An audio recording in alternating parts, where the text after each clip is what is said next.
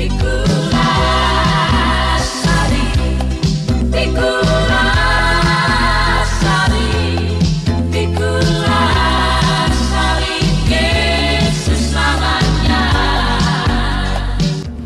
teman-teman YouTube sekalian, terima kasih telah menyaksikan channel YouTube saya ini. Dan saat ini kami berada di Surukoin yang ada di Kabupaten Minahasa Utara. Semoga Tuhan Yesus memberkati kita semua. Jangan lupa subscribe, like, share di channel YouTube saya ini. Tuhan Yesus memberkati kita semua. Amin.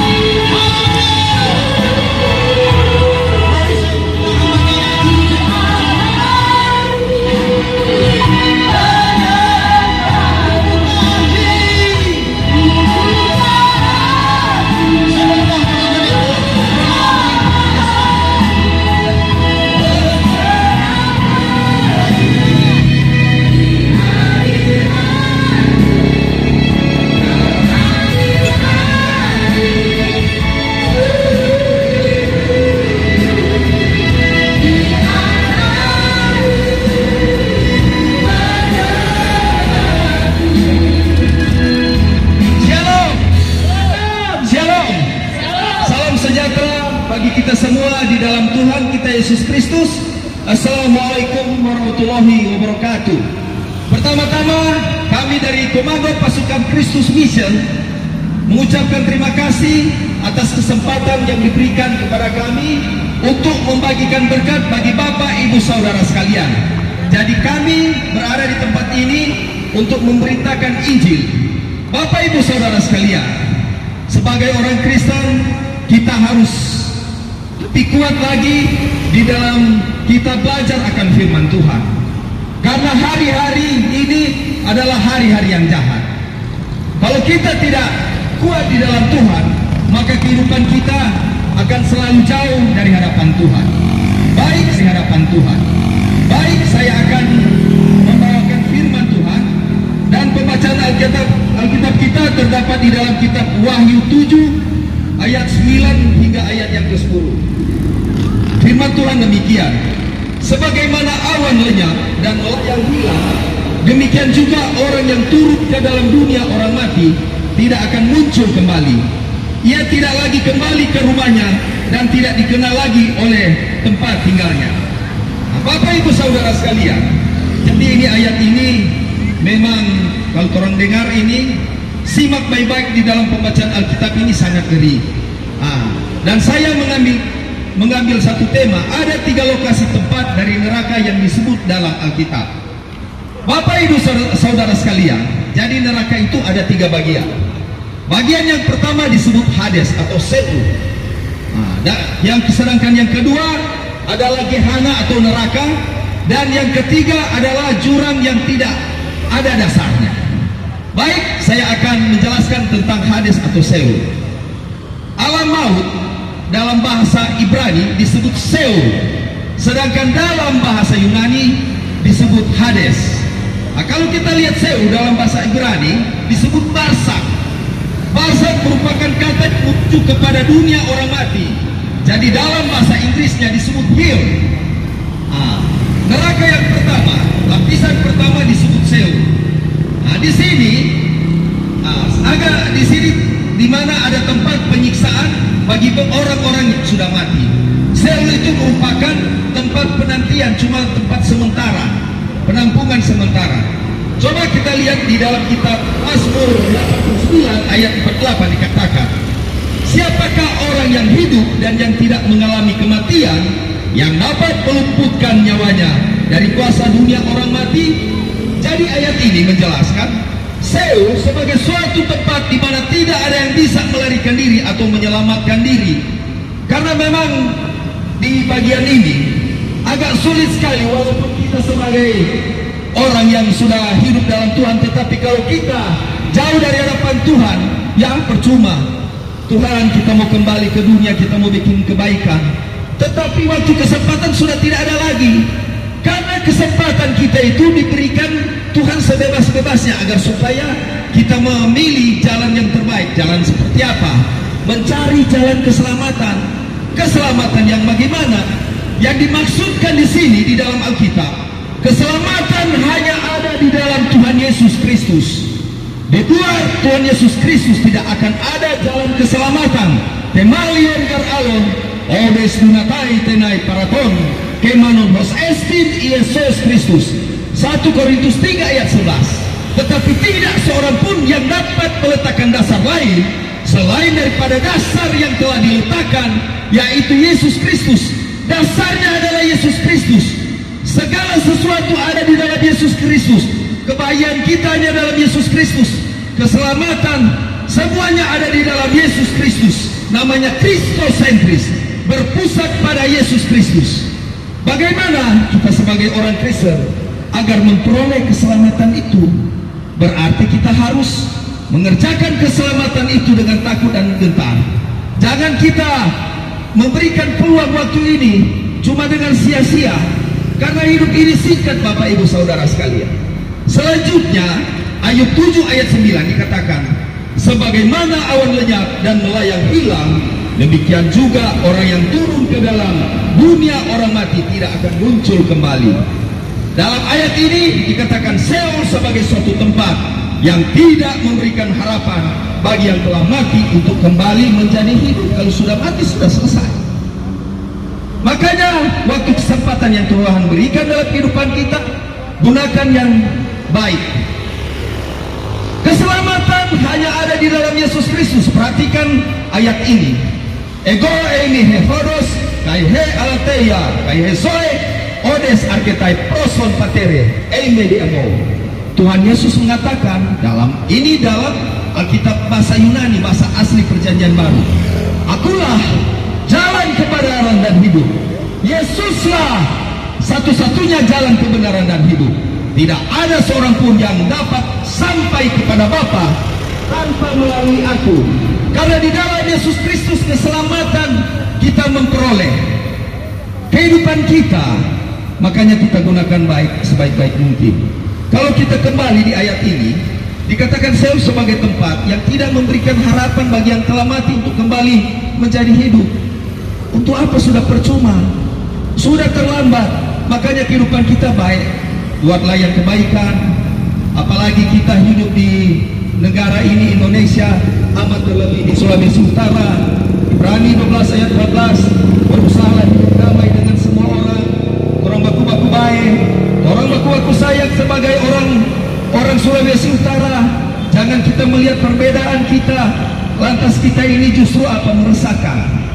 Sebagai orang Kristen, jadilah teladan, jadilah contoh di tengah-tengah orang banyak. Kita harus menjadi garam dan terang, memberi rasa, memberi cahaya, sehingga orang melihat orang Kristen enak.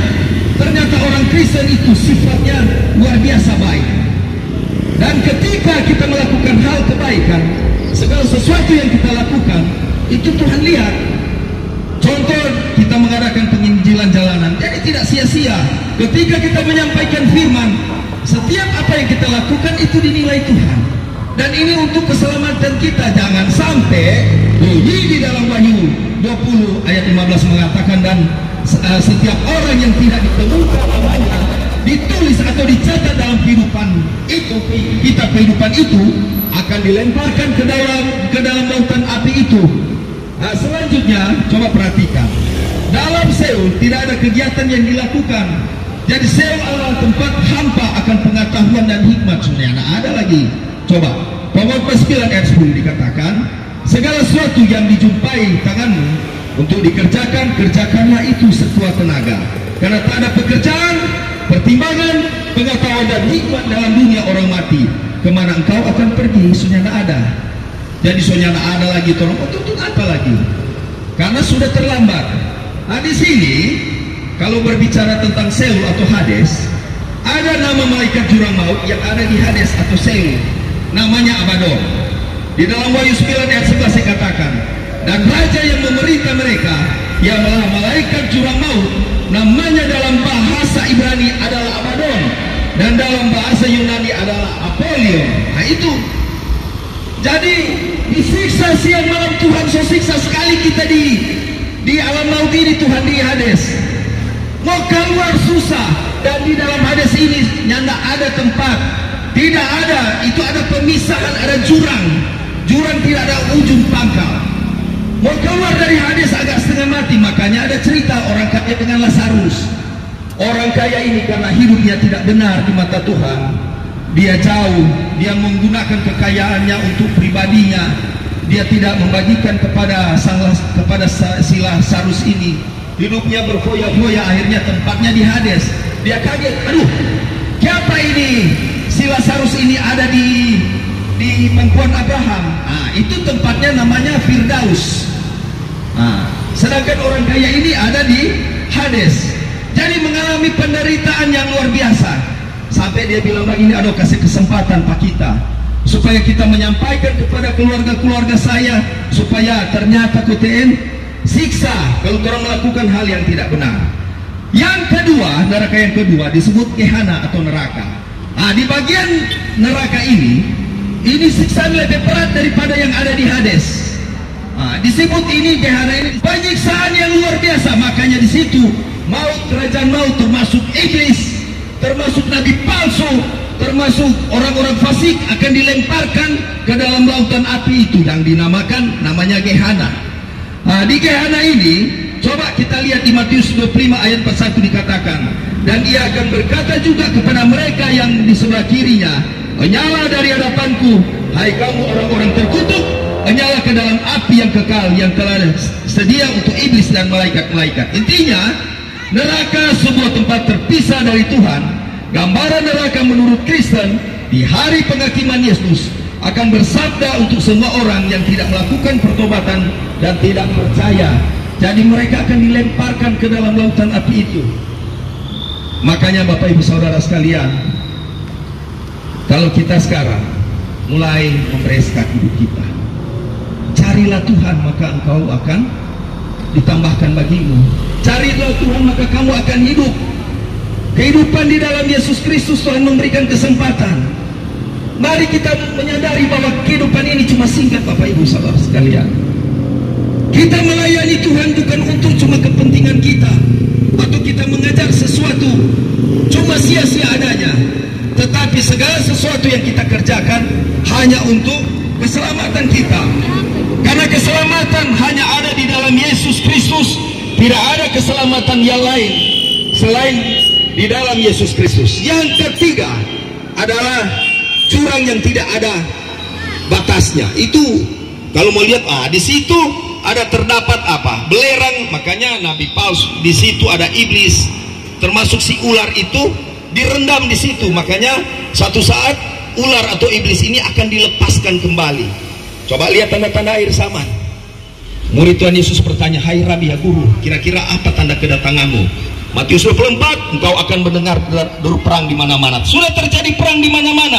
Bangsa akan melawan bangsa, kerajaan akan melawan kerajaan, dan kasih mulai tawar. Coba perhatikan ayat ini. Matius 18 ayat 7 dikatakan, celakalah dunia ini dengan segala penyesatan. Memang penyesatan harus ada, tetapi celakalah orang yang mengadakannya. Hati-hati, orang sudah tahu kebenaran firman, memutarbalikkan keadaan firman, dan ingin menjauhkan daripada Tuhan, akhirnya tempatnya yang ada di Hades, ada di Gehenna, ada di jurang tanpa batas. Jadi kurang mau pilih di situ. Jangan sampai orang di situ. Makanya hiduplah dalam Tuhan, hiduplah sesuai dengan apa yang disampaikan oleh firman Tuhan. Karena Roma 10 ayat 17 mengatakan, iman timbul dari pendengaran, dan pendengaran akan firman Kristus. Jadilah pelaku firman, jadilah contoh di tengah-tengah orang banyak, sehingga setiap apa yang kita lakukan, kerjakan senantiasa Yesus ada dalam kehidupan kita. Saya tutup di dalam Yohanes 3 ayat 30. Biarlah dia semakin besar, kita semakin kecil. Biarlah dia semakin bertambah-tambah, kita semakin berkurang-kurang. Nama Yesus yang dipuji, dimuliakan, disembah. Shalom Alaihi Wasallam, Hamasiyah, Kristus Anesti, Alitos Anesti, Amin.